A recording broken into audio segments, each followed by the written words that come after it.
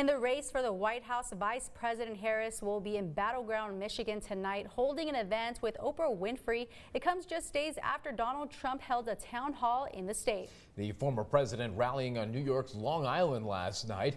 NBC's chief White House correspondent Peter Alexander has the latest.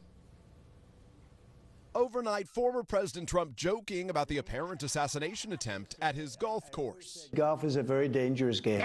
Really? On Fox News, Trump also touting a non-endorsement.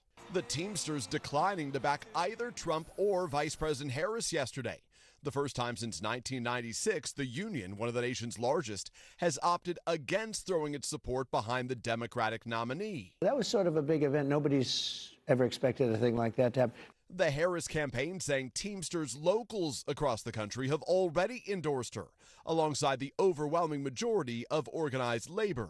Harris also pushing back against a major Trump campaign theme, his restrictive immigration policies, speaking to Latino lawmakers. They have pledged to carry out the largest deportation, a mass deportation in American history. How's that going to happen? Massive raids?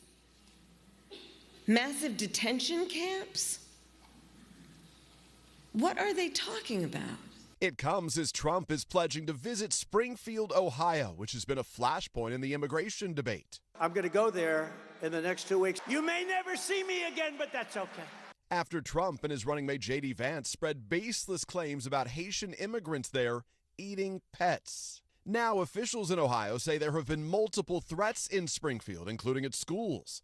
The mayor earlier this week saying a Trump visit would be a strain on resources. The Republican governor visiting Springfield to show support after those bomb threats. Resources are really stretched here, but if President Trump makes that decision to come here, he will be welcome here. Democrats have condemned Trump's rhetoric about immigrants, including President Biden yesterday. We don't demonize immigrants. We don't single them out for attacks. We're a nation of immigrants, and that's why we're so damn strong.